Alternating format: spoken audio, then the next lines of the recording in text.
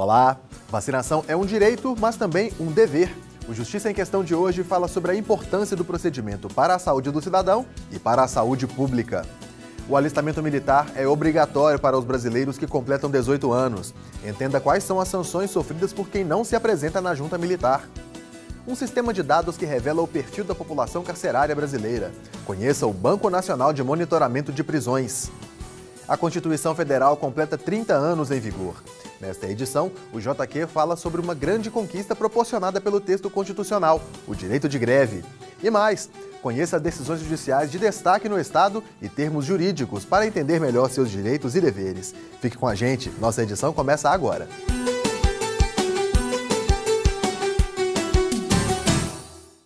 No dia 5 de outubro de 1988, o Brasil comemorava a chegada da democracia.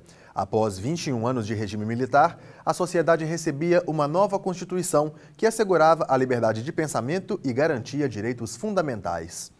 Uma das conquistas trazidas pela Constituição Cidadã foi o direito à greve. Não foi a primeira vez que a legislação brasileira tratou a questão, mas, finalmente, esse passou a ser um direito amplo do trabalhador brasileiro. Newton já atuava como professor filiado ao Sindicato da Classe nos anos 70. Viveu todas as dificuldades do período do regime militar, principalmente para se manifestar em prol de causas trabalhistas. Se fosse tentar discutir uma greve, era muito difícil, porque o Ministério do Trabalho controlava a Assembleia. A greve era caso de polícia, né? Era tratado com muita violência. As matérias e fotos daquela época são registros de um passado que só motivam a prosseguir na luta pela liberdade. A greve só foi assegurada como direito na Constituição de 1988. Trata-se da suspensão temporária e pacífica do trabalho, com o objetivo de alcançar melhores condições. Essa paralisação deve ser coletiva. Vamos supor, um indivíduo não pode faltar um dia no trabalho e dizer, não, eu estou de greve. Não, peraí, só você? Eu estou de greve. Greve não é direito individual. Greve pressupõe um exercício enquanto direito coletivo. Newton revela que foi graças à atuação coletiva que a classe obteve vitórias importantes. Nós tivemos uma greve histórica, maior da nossa história, em 1989, que terminou num dissídio, onde nós conquistamos o adicional extra-classe de 20%. É um adicional por conta do trabalho que a gente faz fora da sala, que antes não tinha remuneração alguma. O artigo 9º da Constituição diz que compete aos trabalhadores decidir sobre a oportunidade de exercer esse direito. Mas, de acordo com o procurador, quando se trata das atividades essenciais, como as das polícias, por exemplo, esse direito fica em xeque. Inicialmente, a interpretação era dada que apenas os militares não teriam direito de greve. Entretanto, o Supremo Tribunal Federal, matéria que foi ratificada em 2017, solidificou que nenhum policial, seja civil, seja federal, teria direito de greve, porque os temas ligados à segurança pública estão para além da possibilidade de resposta em relação à greve. Embora a Constituição regule a realização das greves, as conquistas sociais dependem também do bom senso. Na opinião do procurador, lidar com os transtornos que uma greve pode provocar é um mal necessário. Mas nem por isso se pode perder de vista os limites para não inviabilizar os serviços prestados. Eu costumo dizer o seguinte em relação a esse tema. As crianças têm que chorar e o choro tem que ser irritante, porque se o choro infantil fosse agradável, pais e mães simplesmente não fariam nada para contorná-lo. O choro tem que ser desagradável. Portanto, a greve é feita para incomodar. Qual que é a medida? A medida é o incomodar sem inviabilizar.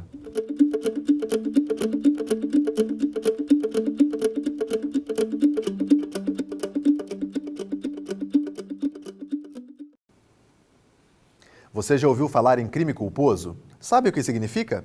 O nosso ABC do Judiciário traz a resposta. Confira. É aquele que chega e comete o delito e ele é culpado. Eu acho, na minha opinião, é isso aí. Crime? É a coisa tem culpa, é. Se tem intenção, já é culposo já, né? No modo de me ver. Culposo, já tá com a intenção de matar, é culposo. E doloso também, né? Porque é dolorido, né? Vai doer na alma do indivíduo, vai matar o cara. É um crime menos grave que o doloso, que eu entendo é isso, não é? Culposo é quando não tem intenção de cometer o crime. Crime culposo? Deixa eu pensar, crime culposo. É meio difícil de responder. Você sabe o que é? Fala pra mim então. De acordo com o artigo 18 do Código Penal, o crime culposo é aquele praticado sem intenção, ou seja, tem como causa imprudência, negligência ou falta de habilidade de quem praticou. No próximo bloco, a gente fala sobre o alistamento militar obrigatório. Saiba quais são as sanções sofridas por quem deixa de se apresentar na Junta do Serviço Militar. E mais, conheça o Banco Nacional de Monitoramento de Prisões, que revela o perfil da população carcerária brasileira. Fique com a gente, voltamos em instantes.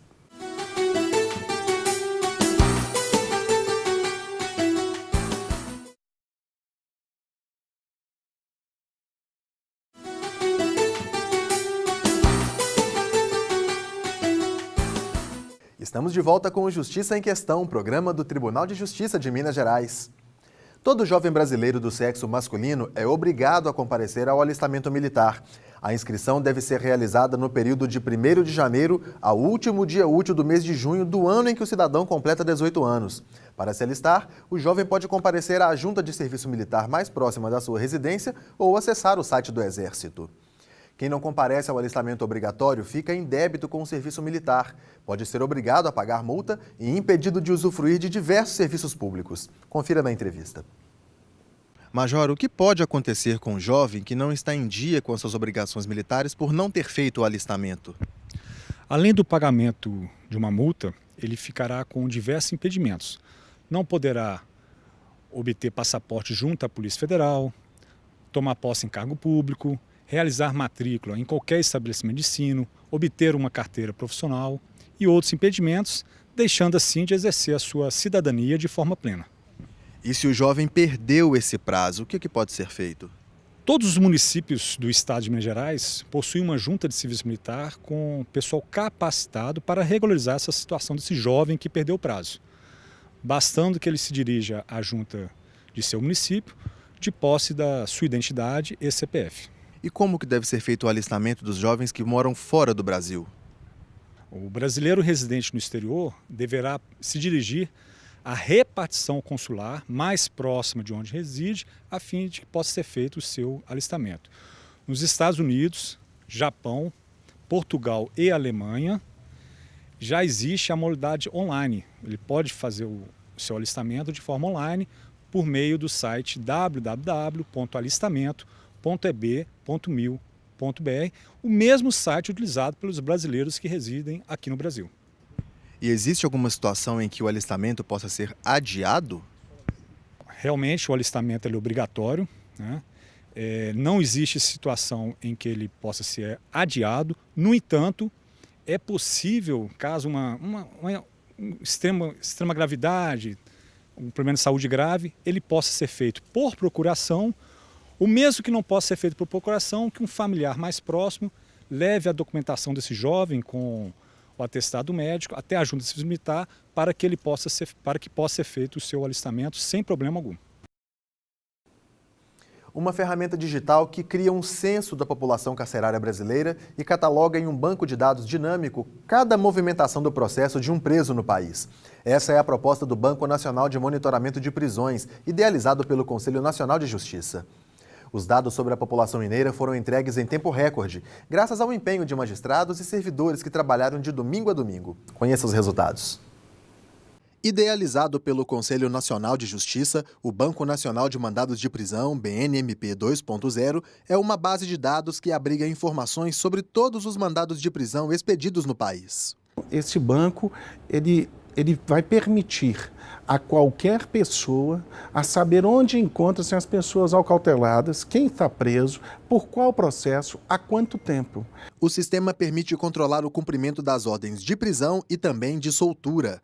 De acordo com o presidente do TJMG, é uma ferramenta a mais para evitar falhas na execução penal. Com essa integração, com esse Banco Nacional de Mandados de Prisão, nós evitaríamos a injustiça de se prender um indivíduo cuja pena já está prescrita, ou evitaremos também a soltura de um indivíduo que num determinado local já cumpriu a sua pena e que tem um mandado de prisão em um outro estado por um crime muito grave. Em julho deste ano, o presidente do TJMG firmou um compromisso com a então presidente do STF, a ministra Carmen Lúcia. O combinado foi de que a alimentação do BNMP 2.0 com os dados de Minas Gerais seria concluída em um mês. O objetivo foi alcançado em tempo recorde. Em menos de 30 dias, estava tudo pronto, graças ao trabalho em equipe. Sem dúvida nenhuma, sem o esforço de cada juiz em cada uma das comarcas de Minas Gerais, não seria possível, num prazo recorde, realizar um trabalho que deveria ter sido feito em 2 anos em apenas 20 e poucos dias. Então, isso é o resultado de um trabalho em equipe e muito bem planejado. Essa alimentação do banco de dados começou na Corregedoria Geral de Justiça, que montou uma força-tarefa. Foi montada uma equipe com 20 funcionários que se dedicaram exclusivamente durante esse mês, inclusive sábados, domingos e feriados, à inclusão dos mandados de prisão no BNMP.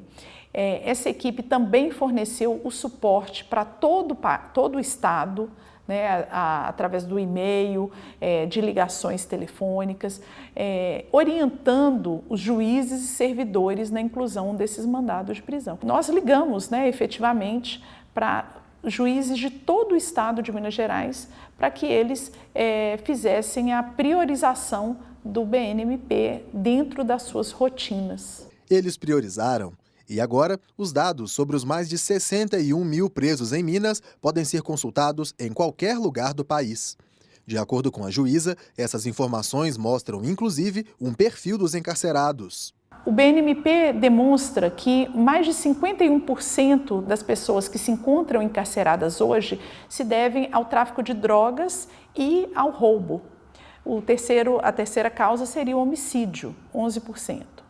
E, além disso, mais da metade da população carcerária tem até 29 anos. Esses detalhes incluídos no banco de dados podem ajudar também na elaboração de políticas públicas de prevenção à criminalidade. Há uma máxima na administração que diz que quem não mede não consegue gerir.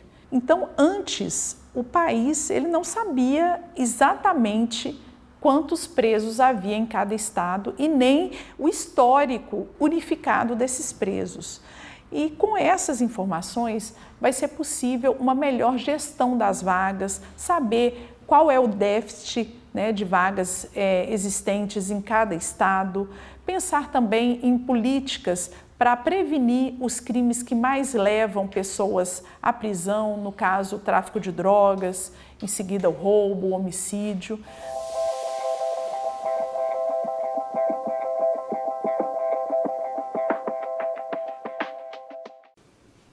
Vacina, escolha ou obrigação?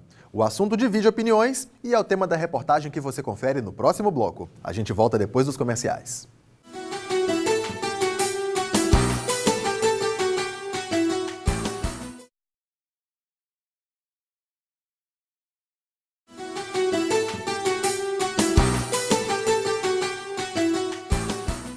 Bem-vindo de volta. Você está assistindo ao Justiça em Questão. A gente apresenta agora as decisões que ganharam destaque no Judiciário de Minas Gerais.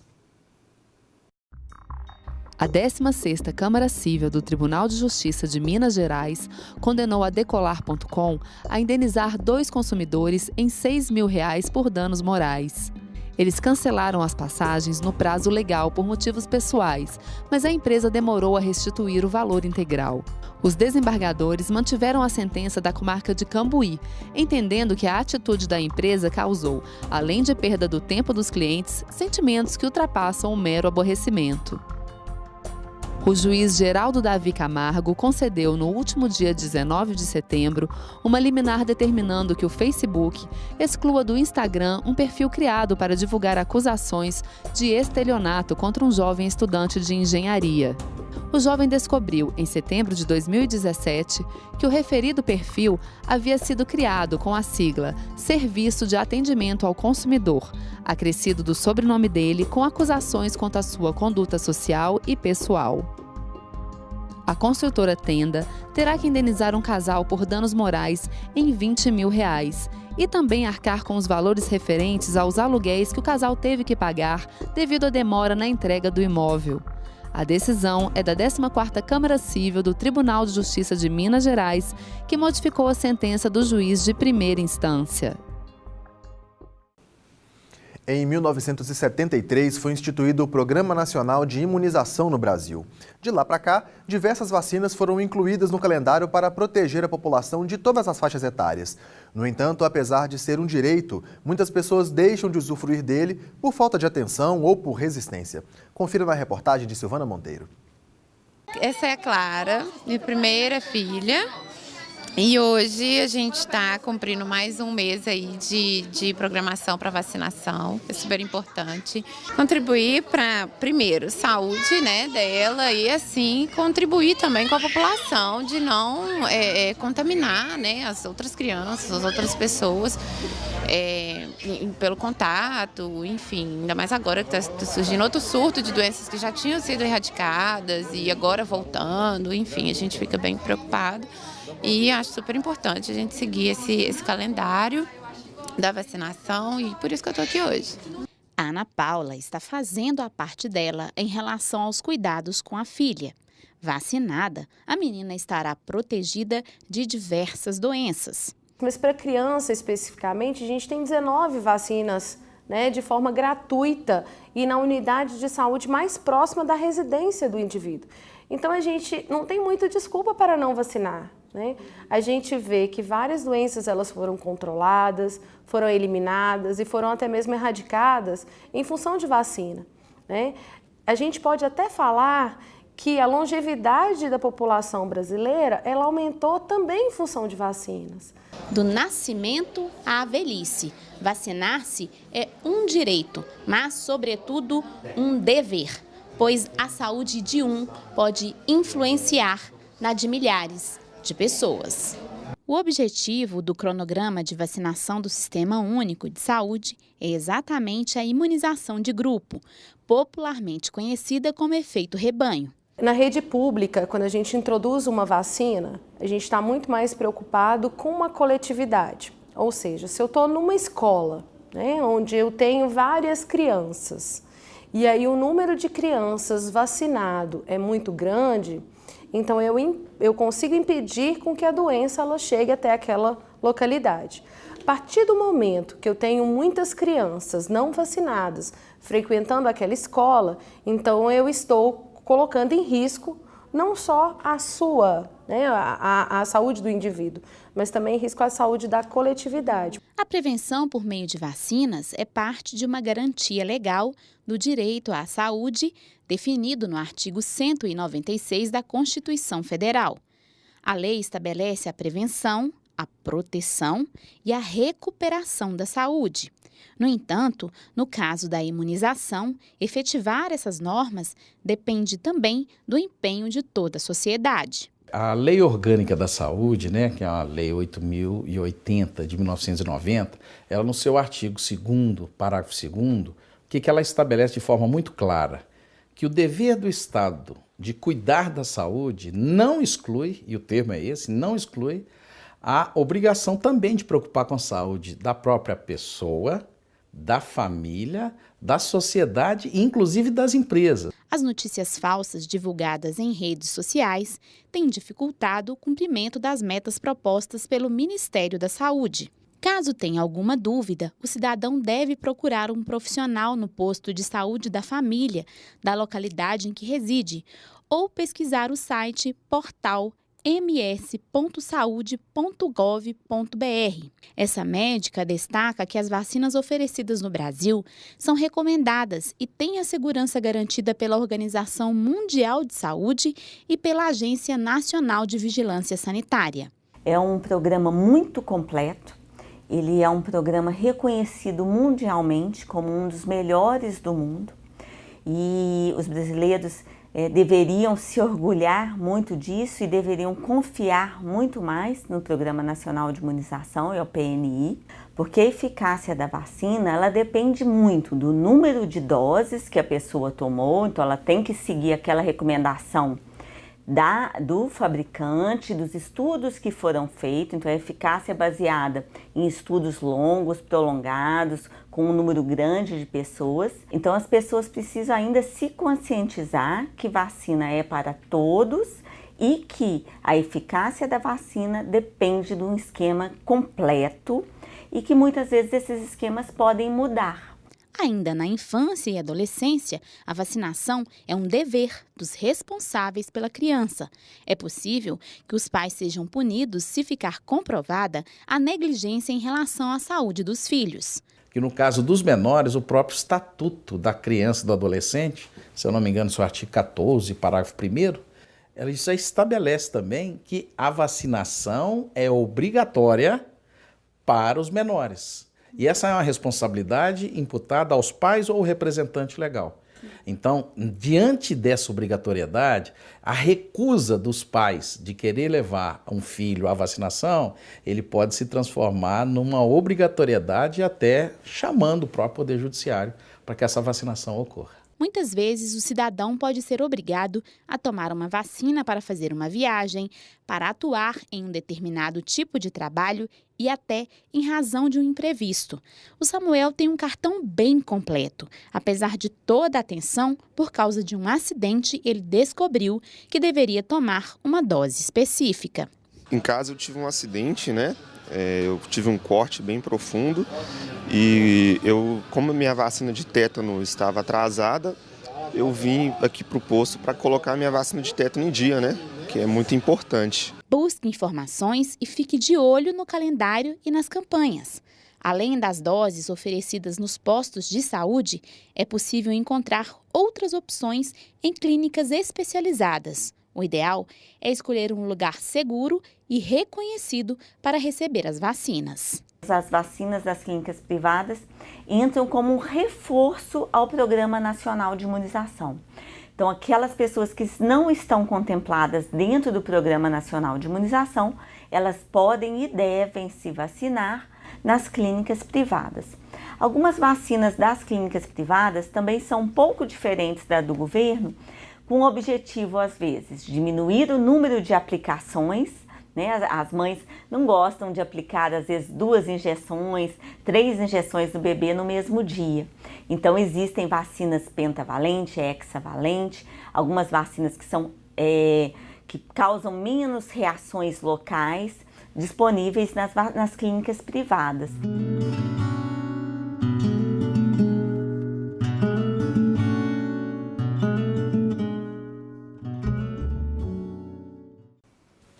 O Justiça em Questão também está na internet. O conteúdo desta e de outras edições pode ser acessado no portal do Tribunal de Justiça. Clique na área Imprensa e depois em Justiça em Questão. Ou veja as edições pelo canal do JQ no YouTube. Comente, proponha temas, participe do nosso programa. Envie um e-mail para justiçaemquestão@tjmg.jus.br. Um grande abraço e até a próxima edição.